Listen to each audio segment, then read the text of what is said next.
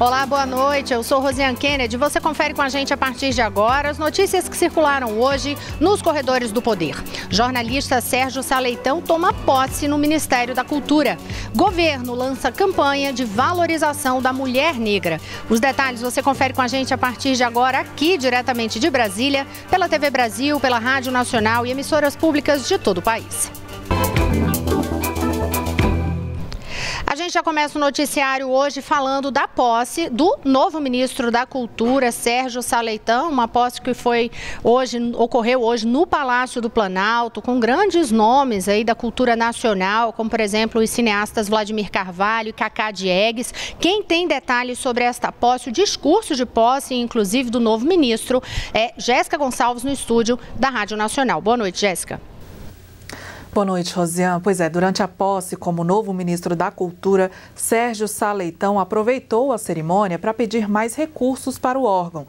O novo ministro lembrou as condições adversas que o país vive, destacando que o déficit público atingiu o patamar recorde e que o Ministério da Cultura passou por um período de incertezas e instabilidade. E afirmou que assume a pasta em uma hora difícil para o país e pediu auxílio do presidente Michel Temer. A cultura tem, como se vê, elevada capacidade de contribuição para o desenvolvimento do país e pode crescer ainda mais. É um poderoso antídoto para a crise que ainda nos deprime, embora estejamos começando a sair dela. Senhor presidente, conto com o seu apoio para que possamos manter as instituições federais de cultura funcionando adequadamente. Para isso, será fundamental, no médio prazo, uma recomposição orçamentária. Em contrapartida, o ministro se comprometeu a reduzir custos e aumentar receitas por meio do que chamou de choque de gestão e respeito. Sérgio Saleitão tem ampla experiência na área cultural. Antes de assumir o ministério, ele ocupou o cargo de diretor da Ancine, a Agência Nacional do Cinema. Também foi chefe de gabinete do Ministério da Cultura durante a gestão do ex-ministro Gilberto Gil e secretário municipal de Cultura do Rio de Janeiro. Sérgio Saleitão assume no lugar do ministro interino da pasta, João Batista de Andrade, que já tinha entregado a carta de demissão para Temer. Andrade assumiu após a saída de Roberto Freire, do PPS, que deixou o governo após as delações de executivos da JBS, que envolviam o nome do presidente Michel Temer. Rosiane.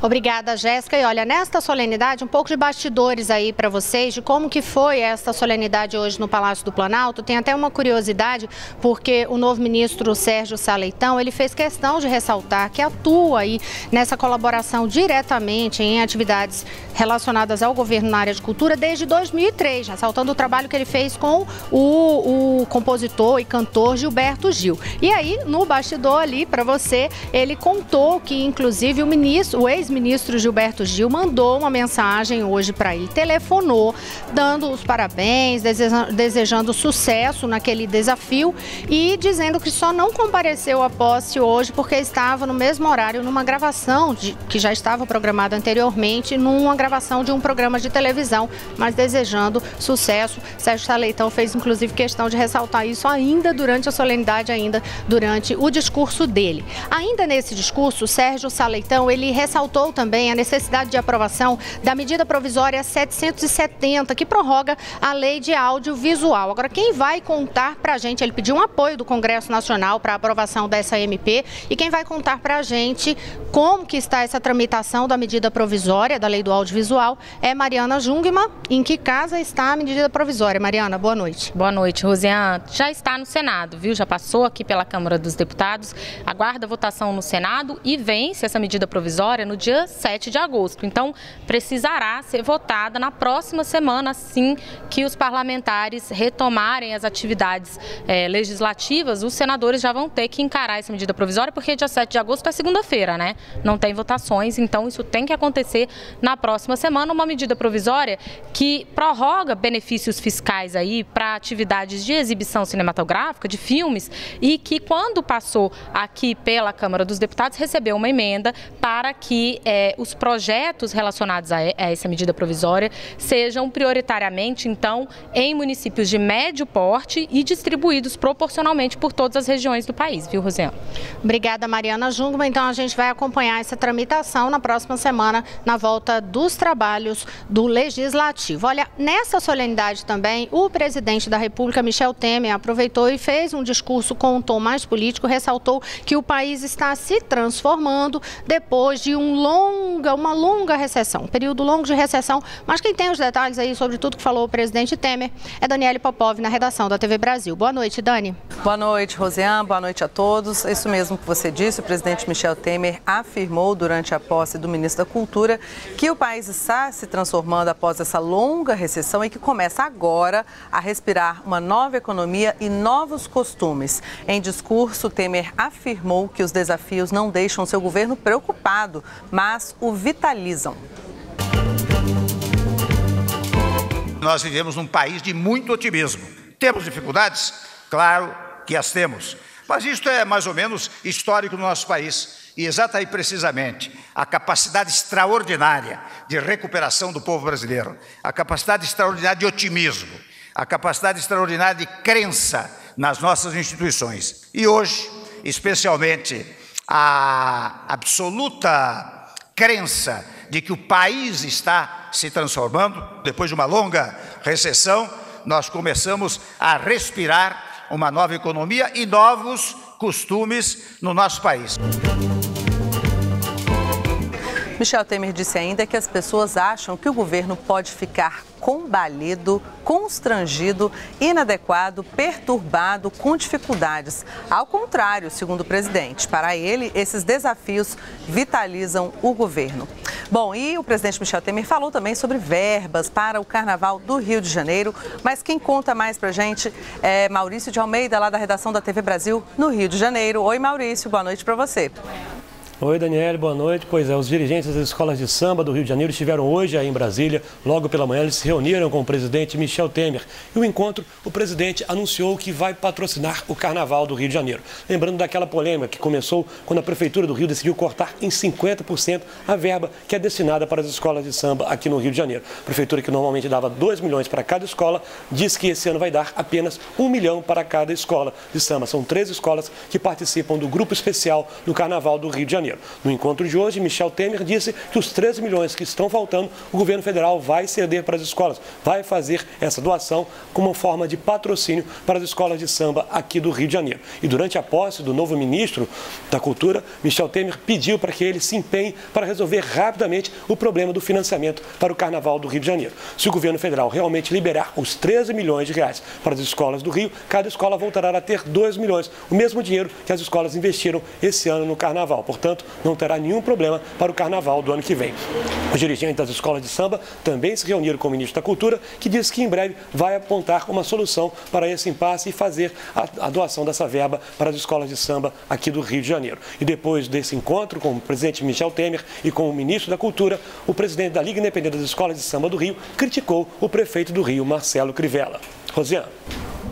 Obrigada, Maurício de Almeida, que daqui a pouquinho volta com a gente com outras informações. E olha, hoje, dia 25 de julho, é o Dia Internacional da Mulher Negra, Latino-Americana e Caribenha.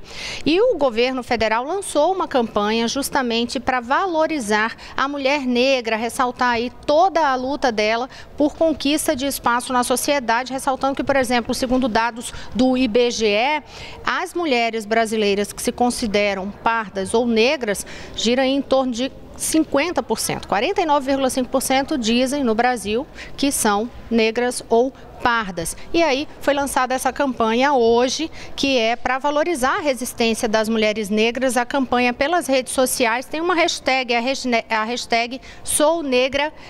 Mariana Jungmann tem outros detalhes, porque a secretária, inclusive, da Secretaria de Políticas para as Mulheres deu uma declaração sobre isso, né, Mari? Rosiane, ela disse que o objetivo é valorizar a luta da mulher negra e deixar mais claro para todo mundo as barreiras que as mulheres negras enfrentam frequentam para ocuparem espaços de poder, por exemplo, né? E aí Fátima Pelais, a ministra da Secretaria de Políticas para as Mulheres, disse assim, olha, queremos valorizar a mulher negra, as conquistas dos movimentos de mulheres negras são marcos a serem comemorados, mas não podemos fraquejar no combate a todas as formas de violência e discriminação contra as mulheres. E aí, então, fica aí a hashtag para você também acompanhar pelas redes sociais e interagir também, fazer parte dessa campanha, hashtag Sou Negra E. É esta campanha lançada hoje pela Secretaria, pelo Governo Federal. Já que eu estou falando de hashtag, eu vou aproveitar para lembrar a você que a gente começou ontem aquela campanha hashtag Eu Quero a TV Brasil em HD. E aí eu disse a você que hoje eu ia explicar exatamente o que é que acontece, né? Por que que em algumas residências as pessoas recebem o sinal da TV Brasil com alta definição na imagem e outras não têm tanta qualidade de imagem assim. Daniele Popov fez uma reportagem aí para você entender direitinho o que é isso. Então junte-se a nós nesta campanha da hashtag Eu Quero a TV Brasil em HD. Vamos acompanhar. Quem assiste a TV Brasil na TV aberta recebe o sinal desse jeito, em HD, alta definição. Já pela TV por assinatura, a imagem é essa aí, pior, com menos qualidade. E por quê? Porque as operadoras não disponibilizam o sinal da TV Brasil em HD.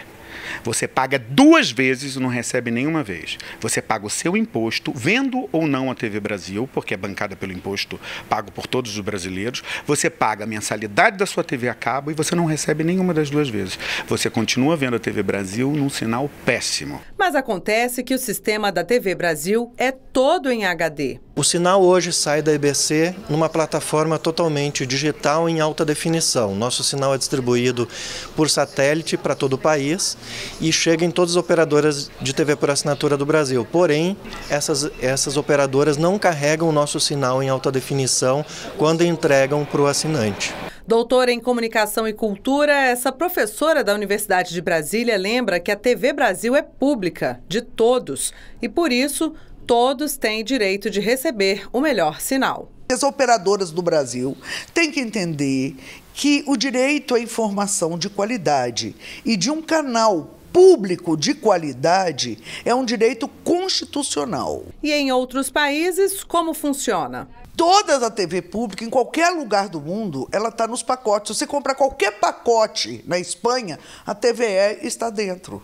Se você comprar qualquer pacote na Inglaterra, a BBC está dentro. Se você comprar qualquer pacote nos Estados Unidos, a PBS está dentro, entendeu? Então, por que que aqui vai ser diferente?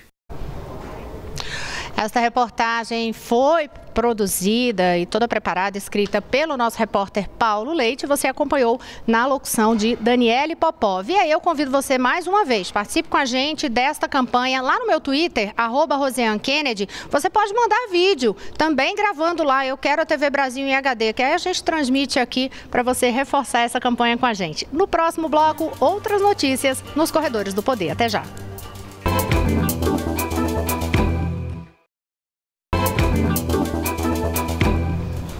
Olá, estamos de volta. Eu sou Rosiane Kennedy. Você confere com a gente as notícias que circularam hoje nos Corredores do Poder.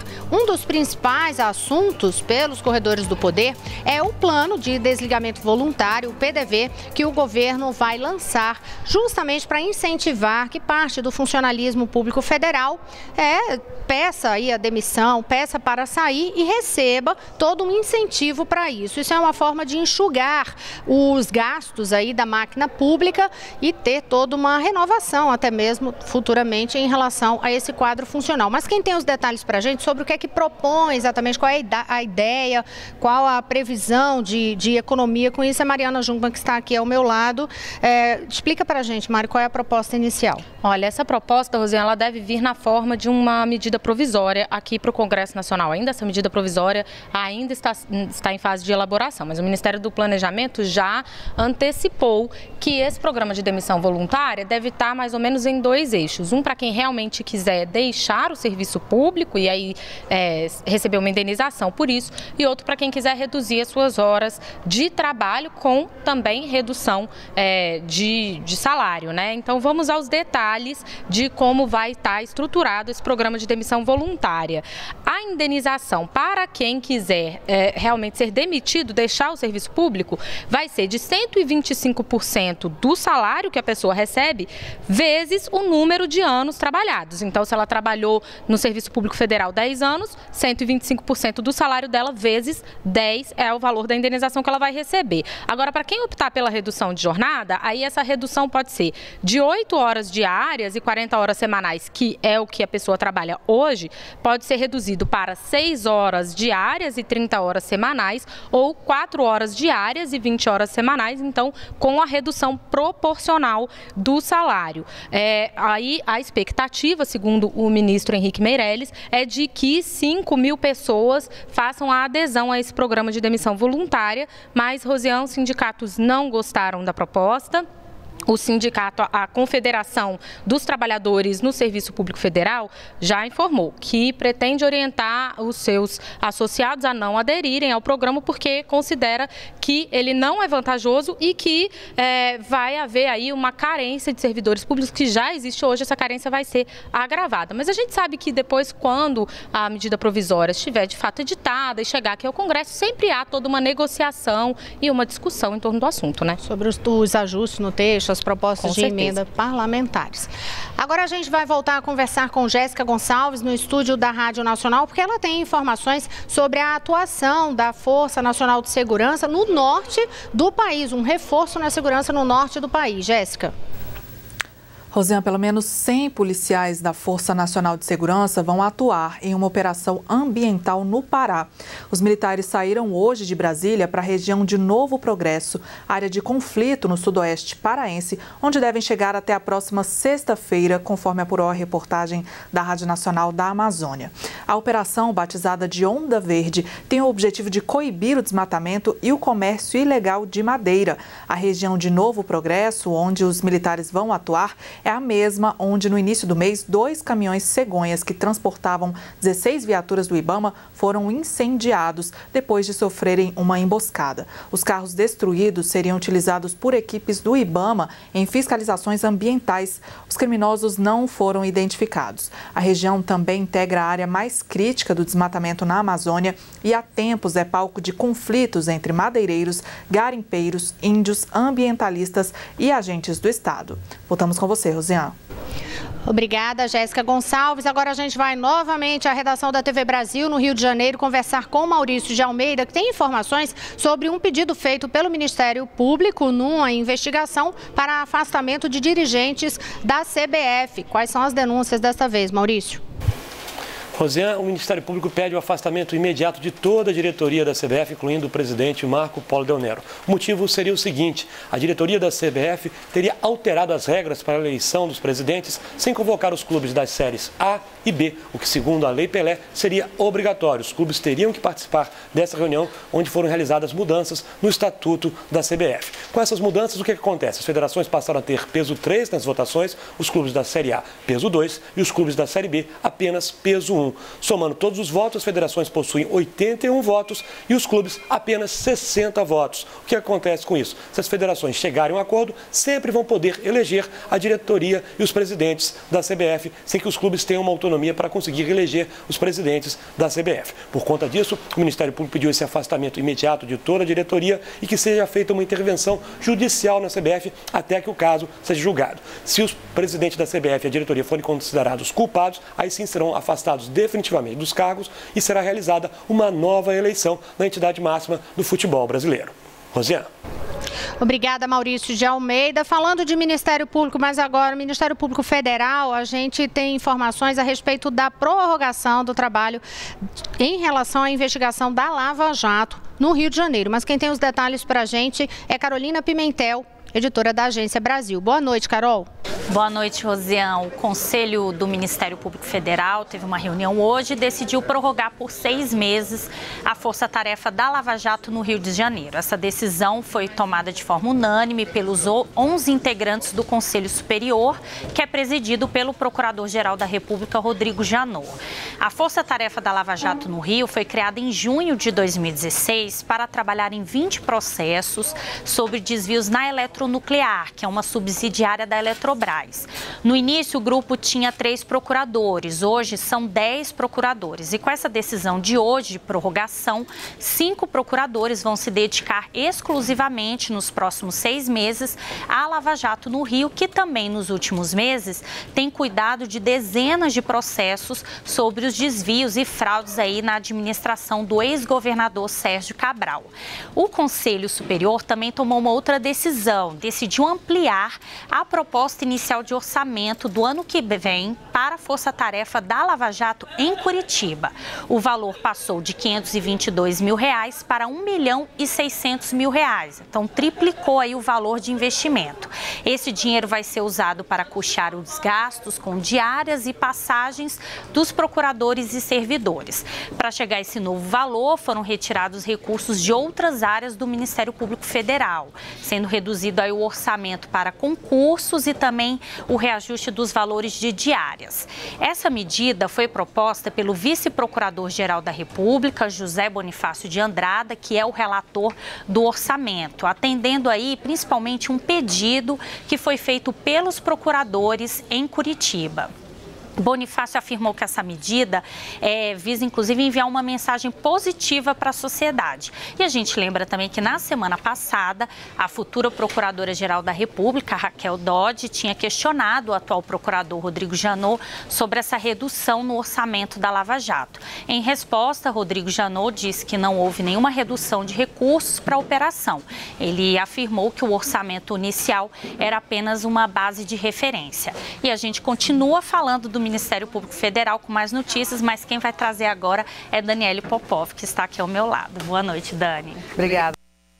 Bom, o governo deve recuperar 600 milhões de reais de créditos indevidos já efetuados no âmbito federal. Uma medida provisória com essa medida foi publicada no Diário Oficial da União de hoje. Ela disciplina ainda a reversão de outros 55 milhões de reais efetuados indevidamente por mês. Segundo o Ministério do Planejamento, há uma defasagem entre o falecimento do servidor ou beneficiário e a comunicação do fato ao órgão pagador, o que gera um acúmulo de recursos públicos em contas particulares que podem ser sacados indevidamente. Pela proposta, após a solicitação de restituição pela administração pública, acompanhada da comprovação do óbito, a instituição financeira deverá bloquear imediatamente os valores indevidamente creditados em conta e restituir o ente público após um prazo de 45 dias. Esse prazo foi estabelecido por precaução, com o objetivo de observar e corrigir eventuais problemas. A medida provisória ainda prevê que, caso haja constatação de algum erro por meio do comparecimento do beneficiário ou de prova de vida, a instituição financeira deverá de imediato desbloquear os valores e comunicar o ocorrido ao ente público responsável. Bom, e falando ainda sobre servidores públicos, uma operação da Polícia Federal prendeu hoje servidores e outras pessoas acusadas de pedofilia, mas a Carolina Pimentel tem essas informações. Isso, foram mais de 30 pessoas presas pela Polícia Federal na segunda fase da Operação Glasnost. É uma operação que investiga em 14 estados a distribuição pela internet de pornografia infantil. Entre os presos estão funcionários públicos, professores, médicos e estudantes. A polícia também conseguiu localizar 15 vítimas. Os policiais monitoraram durante meses um site russo onde ocorria essa troca de material com pornografia infantil. A Polícia Federal chamou atenção também que, em muitos casos, o abuso era cometido por parentes das vítimas e por longos períodos. Eles identificaram, inclusive, o caso de uma criança no interior de São Paulo que foi abusada pelo pai dos 2 aos 8 anos de idade e, segundo a polícia, o pai interrompeu os abusos somente porque ficou com medo da menina contar para as amigas. As investigações da Polícia Federal também identificaram abusadores em outros países, como nos Estados Estados Unidos e na França. E todas essas informações foram encaminhadas para a Interpol, que é a Polícia Internacional. É com você, Rosiane. Obrigada, Carolina Pimentel. E todos os detalhes você também pode conferir lá no site agenciabrasil.abc.com.br. Navega lá no site, você vai ver todo o noticiário, as fotos da Agência Brasil e também um material em áudio produzido pela Rádio Agência Nacional. A gente segue no noticiário porque você vai lembrar, semana passada teve aquele aumento nos impostos referente aos combustíveis, só que hoje teve uma decisão da Justiça Federal em Brasília suspendendo, proibindo essa cobrança. Quem tem os detalhes para a gente sobre o que é essa decisão é Mariana Jungmann. Rosiane, o juiz Renato Borelli, da 20ª Vara Federal aqui de Brasília, aqui do Distrito Federal, considerou que o aumento de PIS e COFINS sobre os combustíveis, que foi anunciado pelo governo, é inconstitucional por ter sido feito por decreto e não por projeto de lei. Para o juiz, isso deveria ter sido feito por meio de um decreto de lei que, teria que tramitar aqui no Congresso Nacional. Então, ele deu hoje uma decisão suspendendo os efeitos desse aumento de impostos, viu, Rosiane? E logo após essa decisão, o ministro da Fazenda, Henrique Meirelles, disse que o governo iria recorrer dessa decisão e já tem novidade em relação a isso também, né, Mariana? A advogada-geral da União, Grace Mendonça, falou hoje após um evento no Palácio do Planalto e disse sim que vai recorrer da decisão, que ela considera que está equivocada, porque, segundo a advogada-geral da União, esse aumento pode ser feito sim por meio de decreto, desde que obedecido um teto legal. E aí, segundo ela, o presidente obedeceu sim essa previsão aí de um teto, então está correta o aumento de impostos. Vamos ver se a decisão vai ser revista, viu, Rosiane? Agora é curioso, porque, por exemplo, hoje quando saiu essa decisão, coincidentemente foi bem na hora, assim, logo na sequência, quer dizer, à tarde eu fui abastecer o meu carro. Nos postos, né, nas bombas ali de combustível, nenhuma redução não. Pelo menos a decisão da Justiça não deu nenhum efeito em relação a esse valor. O curioso é que assim que o aumento de impostos foi anunciado, o aumento foi imediato. Mas na hora que a decisão suspende o aumento, aí a gente não vê a redução imediata também, né? Talvez até mesmo porque algumas vezes essas decisões de Justiça Federal, sem ser algo, por exemplo, do Supremo Tribunal Federal, às vezes caem até mesmo por decisão liminar e aí eles fiquem nessa expectativa sobre o que vai acontecer. Com essas informações, a gente encerra nos Corredores do Poder hoje. Boa noite, até amanhã. Boa noite, Mariana. Boa noite, a gente te espera amanhã.